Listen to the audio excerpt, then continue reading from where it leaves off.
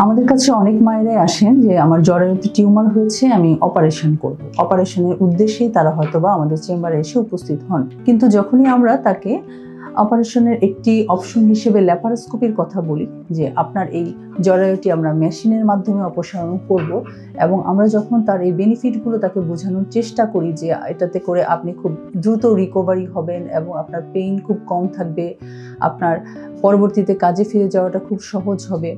কিন্তু সেক্ষেত্রে মায়েদের ক্ষেত্রে একটি দ্বিধা বা একটি বাধা যেটা থাকে সেটা হচ্ছে তারা মনে করেন এবং তাদের মধ্যে একটি ভ্রান্ত ধারণা থাকে যে ল্যাপারোস্কোপি করে তার জরায়ু পুরোপুরি বের হবে না, তার পুরো টিউমারটা রিমুভ হবে না।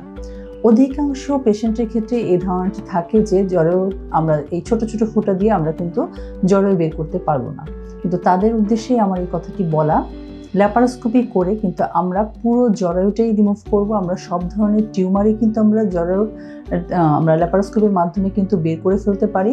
এতে ভয়ের কোনো কারণ নেই যে ল্যাপারোস্কোপি মানে যে এটা অসম্পূর্ণ কোনো অপারেশন বা পেটের মধ্যে কিছু অংশ থেকে যাবে এমন নয়। সুতরাং আমরা কিন্তু ল্যাপারোস্কোপির দিকেই আগাবো, যেহেতু এর মাধ্যমে আমরা খুব দ্রুত রিকভারি করতে পারি।